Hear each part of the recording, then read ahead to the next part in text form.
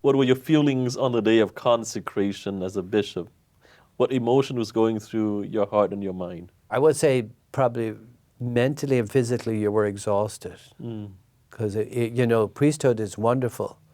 And when I was ordained, it was another unusual occasion because it was at the first convocation. And every priest in the diocese was at the convocation. So I was the sacrificial lamb at the end of the convocation.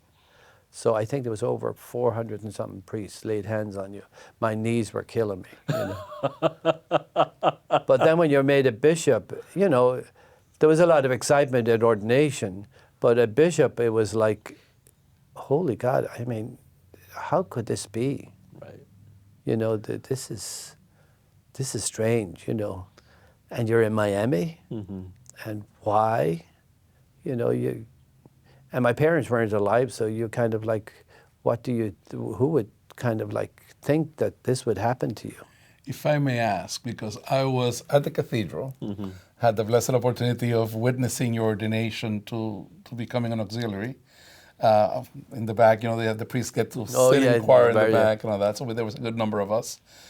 I saw Father John Noonan, newly ordained auxiliary bishop, for the first time in my life, and maybe the only time, maybe a couple of others, but this was very vivid, to see you in tears. And I remember seeing you crying. May I be so bold to ask, what was going on inside that you were able to, allow those tears to flow? Because you're very good about, control and all that. But what happened? Well, you were just overwhelmed. You were overwhelmed, and you looked out at the people. I don't know if you remember, I looked out at the people, and the first thing I said was, here am I dressed up as a bishop. And I remember going into church with my hat on, and my mother told me to take my hat off in church. That's the voice I heard, like, take your hat off. And I was like saying, what's happening? I mean, there was a reel of memories flowing through my mind, that you just looked at all the people that were there and all the people who weren't there. And now what were you going to do? It was like a microchip of everything in one. You couldn't believe it. Why me? Because this was not in my plan. That's amazing. Yeah. I heard that Archbishop Favalora was very generous with the chrism when he yeah, poured on your head. Oh my God. Yes, he was. It went down my back. Yep. He was very insistent that it's like you use oil for a reason. You just don't put a little bit on, you put a lot. So he doused you with sacred chrism. He sure did. Oh, my vestments were reeking of chrism for months. I think I still have the zucchetta that was reeking, And what was the responsibility given to you as an auxiliary? I was to take care of all the priests. Ministry to priests was basically my job, That's a very large presbyterate. Yeah. And many of them were your friends, your colleagues, your classmates even. Yeah. So now you're in a position of authority.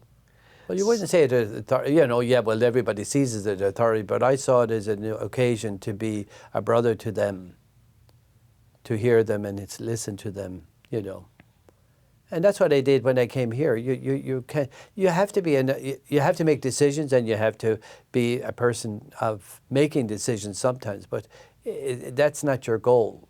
Your goal is not to go out and make a decision. Your goal is to go out and listen and help, lead, guide, and support your brothers. Right. And then sometimes you can say, but I don't think that's going to work. They have, if they listen to you. Archbishop Wensky was transferred out to Miami, I think sometime in March of 2010. And then the announcement... He went... Was it? No, he went in... June. I think it was June, but he went in the end of April. He went down.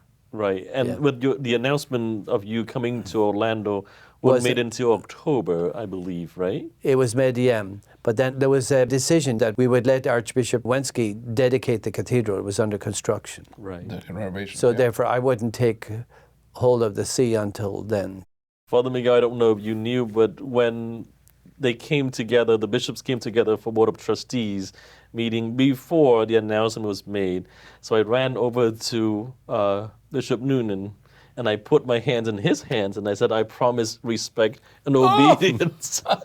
Even before I was ordained a deacon. So I actually made the promise of obedience 3 times. 3 times? That is why I have never been able to say no to him all these years. But what was the call like, the second call from the nuncio being told that you're going to Orlando? Sam- No, different nuncio, yeah. Oh, David Samby he's a lot of fun. He was like, oh, everything is wonderful, wonderful. But he called me and I had left the office. In fact, I was in the bathroom. And he said, I want to talk to him right away, get him. So I think she shouted into the bathroom, you got to come, the nuncio wants to talk to you. Okay, I said, I'll be out in a minute. So I came out and called him up. And I said, well, you disturbed me. And he said, oh, no, there's no problem. I didn't know at the time, the poor man, he was on chemotherapy. He was very sick. But he said, the Holy Father has announced and made you Bishop of Orlando. And it'll be very good and you'll be very happy. I didn't have to say yes or no. He just told me that was it. And that he had talked to Archbishop Favalora and Archbishop Wensky and they were both very happy. So, okay, that was it. But the announcement won't be made until later. Coming from Miami to Orlando, transitioning from a place you've lived most of your priesthood, and now coming to a new local church, working with a new presbyterate, did you feel intimidated? No, I really didn't because I felt at home no matter what. The only intimidation was to get your bearings. You didn't know a lot of people, so you had to kind of figure out, what do I do next? People were going to have to tell you what to do, but at the same time you wanted to know, what should I be doing? They were leading you around, but sometimes you'd say, well, I really don't want to do this, but you have to do it. Just like any pastor, when he's named to a parish, he takes ownership of it as a spiritual father, as a spiritual leader. So now named to Orlando and taking on as the spiritual head of this family, this massive family that I think when you first came, our Catholic population was about 200,000. Now in 2026, we're close to 500,000 Catholics. It's grown tremendously during your 15 years here. What had been the one thing that you wanted the most for this new spiritual family that you've been asked to be the leader? Well, I felt that I wanted to build up the church more than anything. The priests, to enjoy the fellowship with them. It's like going back to the seminary. You wanted them to know one another, enjoy one another, but also to know that you're there to lead, guide, and support. You want them to know that at least they can talk to you. You don't have all the answers, but at least you can say, look, what do you think we can do? So to have fellowship with them, leadership in a sense, but also being able to help them. As you said, a shepherd, just be a shepherd. And then you got to get to know the lay of the land in the sense that this diocese is very scattered compared to Miami. Miami is very compact. So you had to figure out where parishes were and different priests. And everybody said, you'll have no trouble because you know all the Irish priests. I didn't know any Irish priests, so it wasn't like that was going to be a help. But it did help the fact that I could talk to them. The older priests, I could sit down and talk to them. I did, on the first day, after the installation, I went to see Norbert. That was kind of like, because I knew Norbert from Miami. That would be Bishop Norbert Dorsey. For those that may. Oh, sorry, Bishop Dorsey. And then, believe it or not, I went out to San Pedro. And when I was at San Pedro, then they said, oh, the bishops are buried here. So I went out and who did I see? There was only one bishop buried here, but it was Grady. So it was kind of nice to pay tribute to him, just pray for him. At your installation, Bishop, when you call all the seminarians up, right, and it was such a dramatic scene because the installation took place at the shrine. There was like 3,000 people in the church, and then see all these future priests coming up.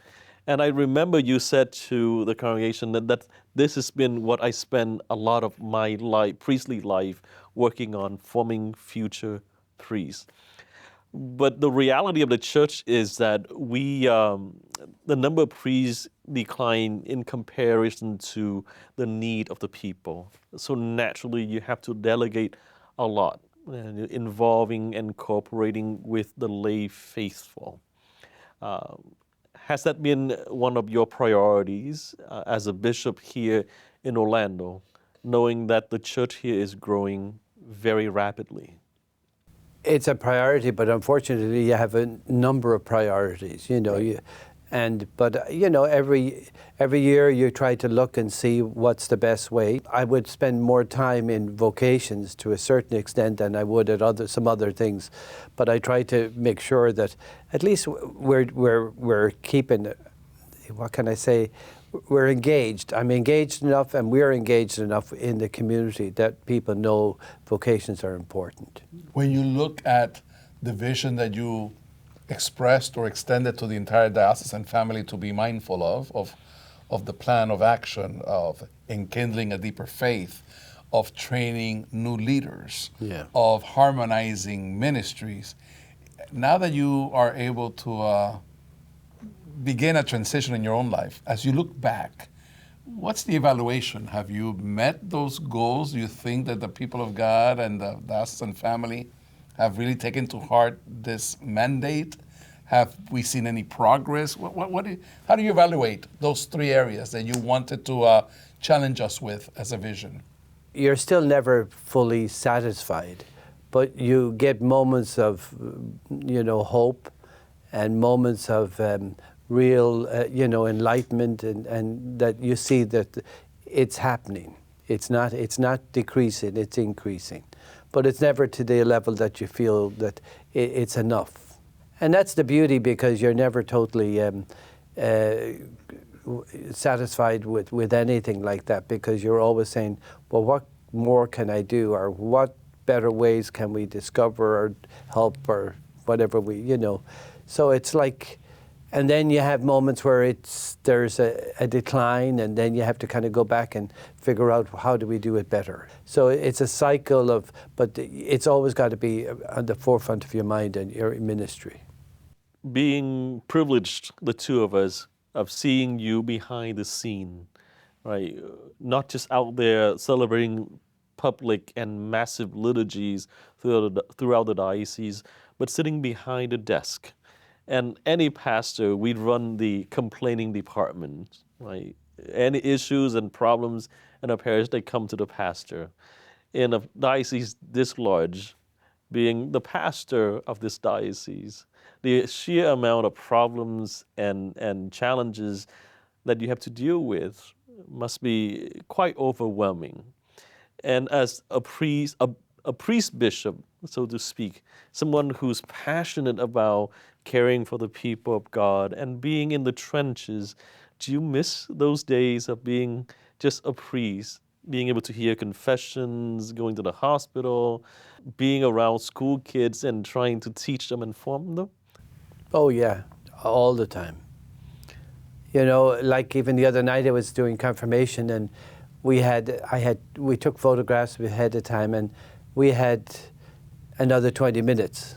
So rather than going in and just waiting down, I just talked to the confirmandi and their families. You're going to get up and preach, but this is a moment where you can talk to them and just see where they're at. And then you can see then when you preach, then it's a whole different world, because you've already connected with them. Mm-hmm. So there are moments like that that can be very beneficial. As I said, like it's not easy. There's always a challenge. But you don't let the challenge overwhelm you. Mm-hmm. You have to be positive about it. And it's not just even being positive, but just, Lord, just give me some help. Just don't take it as a negative, take it as a positive. Aside from being the administrator, you are the spiritual father of this diocese, spiritual father to many priests. Now, from my personal experience, I don't know if I share this with you, but myself, as a newly ordained, went through a very unique experience. 3 months into my assignment at St. James, Father John McCormick, God rest his soul, a wonderful mentor, passed away very dramatically and very quickly too, because he came into the office and announced that he had to retire instantly on a Tuesday, and then he passed away on Sunday night. Very little time.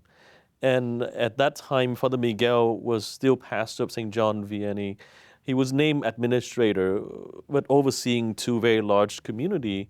So the day-to-day responsibilities, especially the pastoral care of the people of St. James, kind of fell on my shoulders. And I remember that you called me up and said, sleep in today. I'm going to do the Mass for you. And several times, in fact, until Father Miguel was able to come full-time, that you took the early Mass so that I could get a little more rest. And that, I think, was one of those experiences that stay with me, because yes, you are the one who ordained me, who gave me the gift of priesthood, but you don't just ordain me and then send me out there and just fend for myself. You became like the first mentor, but also care to make sure that I don't burn out in my first year of priesthood. And I think I don't know if I've ever really thanked you for it, but that is, I think, a small example of the spiritual fatherhood. So Father Miguel, I'm sure, just like myself, you've had several memories and experiences of Bishop as a spiritual father to his priests, to his people. Could you share perhaps one memory? There's one memory that I will always. Ooh. Brace yourself, Bishop. Brace You want us to take yourself. a time out and huddle for a moment? No, it's okay. It's something I think you'll connect with right away, because it was a very dear experience for me. It was meaningful because of that fatherhood that you've been blessed to exercise in the diocese, but that also defines you throughout your whole life as a priest when it comes with young people. And that was World Youth Day in Spain. Oh, yes. The fact that we traveled, and Father Tim Daly, Father Benjamin Leonards, I mean, by then I think he was already a priest. I remember the young adults traveling over, and how we decided to start by going to Italy first before going to Spain. But just to see you connecting with the young adults, connecting with the seminarians, connecting with even retired priests that live in Spain. Oh, yes, that was funny. So that fatherhood at all levels, it really was something that was definitely meaningful, to see that genuine love, care, concern for everybody, and the connectedness. Even though these two retired priests were already living in Spain, three of them actually, three of them, how much you shared your fatherly love towards them also, even to fighting who was going to take the bill or not for the meal. So that, to me, it's a beautiful example of that fatherhood that everybody felt connected with, and grateful that he was present with them during World Youth Day, a big event for the diocese to be a part of in Spain. I mean, you just showed your presence, and that's what defines you. You have always been present to everybody. I guess something that probably most people would know, I love to cook, but I haven't done anything like cooking since I came up here. But in Miami, the seminary on Monday night, I would cook dinner with the faculty, priest faculty. And then when I was in the parish, I would always cook dinner on Sunday night. And we'd cook dinner for about 10 priests. If you had 10 priests, good. If you had 20 priests, then you got peanut butter and jelly, So there was always that kind of thing. So that's why I'm looking forward to living at Emmaus, because I'm back to living a community life like at the seminary. What are you looking for? Obviously, cooking for your brother priests, having these fraternal gatherings is something that you look forward to. What are other things that you look forward to in your retirement?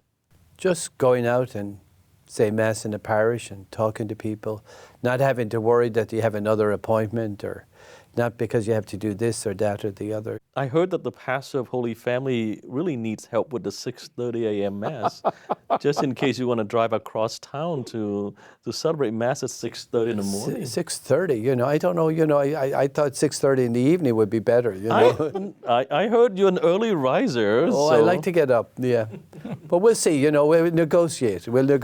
There you go. I think I was one of the first one that had the audacity of inviting the bishop to come and hear confessions at St. James. We had first reconciliation one day, and we were short. And so I called the bishop and said, "Do you have a free evening? Could you come and help?" And I remember Cooper, one of my students in the second grade, he went to Bishop for his first confession, and he came home and I told his dad, he's a really nice old man. So, to hear confession, to celebrate Mass, to be a priest once again, once a priest, always a priest. And no matter where you rise in the rank of the hierarchy in the church, I think what drove us to this life in the first place is a desire to be with the people, to serve the people's needs. It is not an exaggeration to say that this is 3 generations of priests, right? You formed him, and then Father Miguel accepted me into formation. I've lived in this country for 20 years, right? I've seen the growth in myself as an individual. I've seen the growth in the church, the diocese, and it has been really refreshing, and it's been a wonderful experience having 2 mentors, two very good pastors who remind me that the most important thing in our life as a priest is to tend to the people, because I'm a canon lawyer, so sometimes I can get stuck in the system, in the structure, in the letters of the law. But without focusing on the people, then our vocation really has very little meaning. And so thank you for joining me for this conversation with Father Miguel, and thank you, Bishop, for giving your life to Mother Church, saying yes without reservation. Bishop, thank you for your service to your priests, to your spiritual children, to the people of Orlando. And a leader is as good as the team surrounding him. I think you've been blessed with wonderful co-workers in the Chancery office, your priests, your lay leaders, but the leaders set the tone. What we do as a diocese and the pastoral work that we're able to do is because you've set the vision, and you were never afraid to be in the trenches with our people. Before you officially close it, because I really need to ask this. Oh my gosh. Before you officially close it. Sure. I imagine that you've been praying for whoever will be the successor that will be stepping into the role of shepherd of our diocese. What is your message to the people of the diocese in welcoming, embracing, and supporting the new bishop that will take over as successor to the office that you are holding at this moment? I think every new pastor has gifts and talents, and sometimes it takes a while to see those, and not to be afraid to. We sometimes try to compare one to another, and that's not good. Sometimes just give yourself time and just see and allow the gifts and talents to come out on that person. Because there's a goodness somewhere in their hearts and in their lives.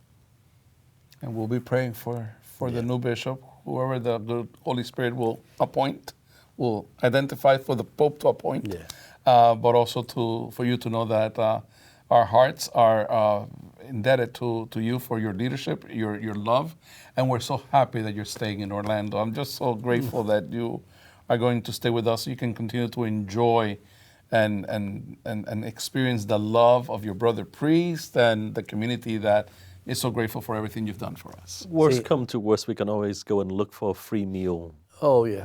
Well, I know Mondays is my day off. Just to let you Mondays, know. okay. I switch to Tuesday. So I think Monday night with Father Miguel, Tuesday night with me. You've promised the lamb shank for years now. I would like to try the lamb shank. Thank you, Bishop, for this wonderful conversation, and thank you, Father Miguel. Thank you, and thank you Well, both. all I can say is, here's the proof of the pudding, There it is. My two former students, so that's all I can say. Thank you, Bishop.